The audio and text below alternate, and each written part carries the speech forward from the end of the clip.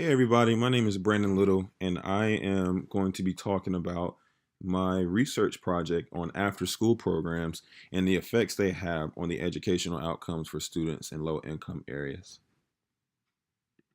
To begin, I wanted to first talk about my problem statement. So, as we all know, academics can play an important role in the lives of students all across America. And with any student, there are a lot of factors that play a part in that individual student's success. Um, and unfortunately, what is happening in a lot of areas where resources are not available or they're just low income areas is that there are a lot of students who are at a disadvantage at times. And what a lot of people are doing in response to the lack of resources or the lack of access to resources or even the lack of assistance and support for these students is a lot of people are looking at research for after school programs in order to help these same students improve. But the question that I have is, are these programs that are being used actually effective in helping students not just improve as people, but to improve academically so that they can be set up for successful careers in the future?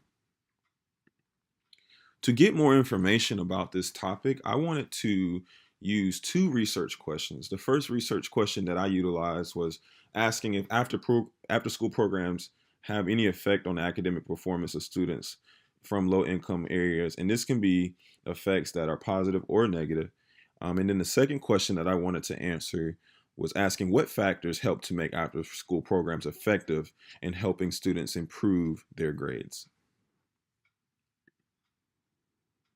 So for my research design, I decided to use a correlational design study in order to identify patterns between the participation of students in after school programs and their grades.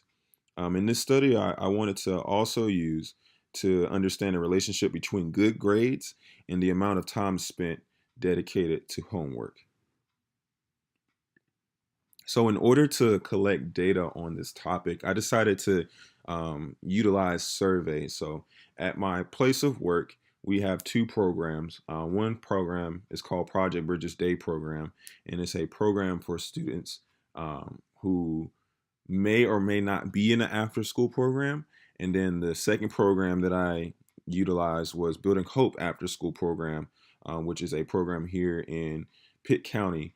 And I wanted to get students from a mixed group so that I had the most accurate information that I could possibly get. The the students that I gave surveys to, I actually interviewed their parents. So their parents were the ones that filled out the surveys, and throughout it, I asked about 8 questions that included quantitative and qualitative questions in order to get information about the students' grades and academic standing, if they're a part of an after school program, and if they're doing something after school, what type of activity is it? Is it a club, athletics? Is it whatever it may be? And then I also, in order to make sure that I was getting the most accurate information I could, I tried to give as much time to the participants as possible. So when given the surveys, they were allowed to go into a separate room where they were able to sit down and fill out all the information and make sure they understood the questions correctly. So to analyze the data that I got from my surveys, I decided to split the information given into two groups. And so the surveys were separated into groups of people that were participating in after school programs, and they were also separated into groups of people who were not participating in after school programs. And in each survey, I paid a lot of attention to the grades that the students have, the amount of hours that was dedicated to homework, and then I try to use that and compare it between the two groups to see if there was any correlations or differences amongst it. So as I began to analyze the data and see what was really in it, I was able to get a pool of 15 people that were able to complete the surveys. And so 8 of those 15 students were actually in a after school program. Um, 2 of those students were in a program that was labeled other. One was called Max Factor. And then 2 of the other students out of that 15 were in athletics, so they were playing some type of sport. And then there was 3 students who said they had no affiliation or connection to after school programs, had never been in an after school program at all. Out of all the information that I've gotten on the students, one parent stated that their child spent no time on after school studying or homework. There were about 10 students who spent at least an hour a day on completing their homework. And then there was about 2 students who spent between 2 to 3 hours per day. And then there was only one student who spent roughly around 3 hours or more completing homework. Out of the 8 students that were participating in an after school program, I paid special attention to their grades. And so for each student, I allowed the parent to fill out what grade they had for the 4 core subjects in school, which are math, ELA, science, and social studies. And what I found out of the 32 grades totals for those 8 students was that 15 of those grades were A's, 10 of those grades were B's, 11 of those grades were C's, 7 of those grades were D's, and only 5 of those grades were F's. And then I switched over to the other group of students who were either not in the after school program or activity. And out of those students, only 3 of their grades were A's, 4 of their grades were B's, 2 of their grades were C's, 2 of their grades were D's, and then 1 of their grades was an F. All right, so to kind of put everything into perspective, as I just said, of the 32 letter grades of the 8 students, only 4 of those grades were not in good standing. And when I say good standing, I mean grades that are at least a C or a higher, or in school considered to be passing. So only 4 of those grades were not in good standing. 5 of those students were in good standing for all of their core classes, meaning 5 of those students had at least a C or above in all 4 core classes. 1 of the students had 2 A's, 1 B, and 1 F in their core class. 1 of the other students had 1 A, 2 B's, and 1 F. And only 12% of all 32 grades in this courses were not in good standing. Also, to put things into perspective, 7 of the 8 students reported dedicating 1 hour towards completing homework.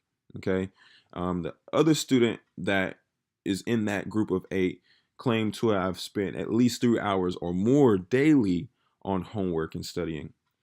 These students that were part of this 8 were all part of that same after school program. And I found out that that after school program actually allots an hour or so for students to complete their homework every single day. 30% of the grades from students who were not a part of an after school program were not in good standing. So that includes kids that were in the clubs and in athletics. And then 50% of the grades for students who were not in an after school activity at all were not in good standing.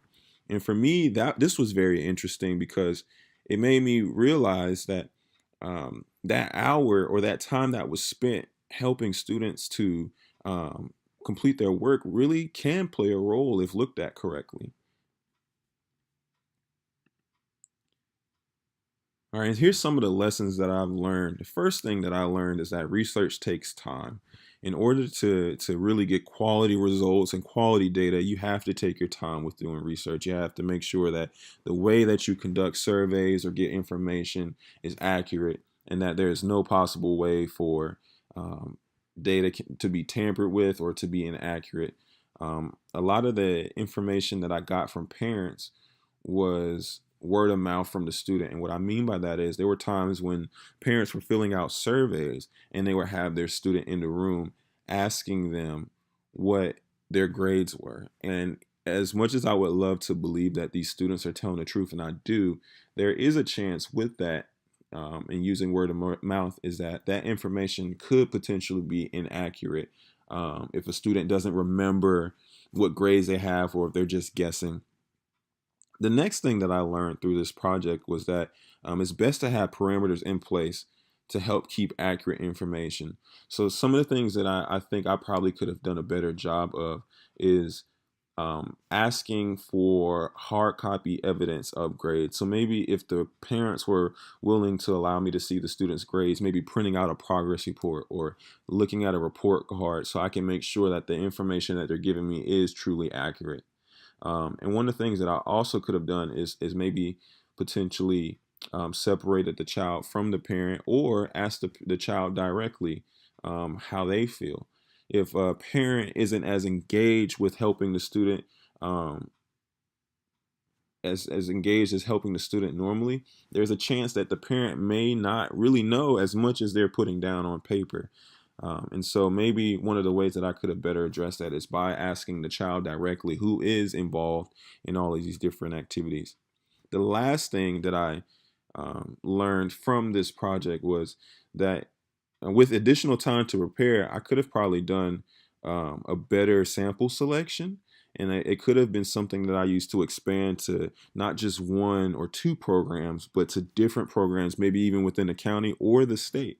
And this would have allowed me to make my information that I got more generalized so that I could apply this to a bunch of different after school programs or students as opposed to just one after school program or organization.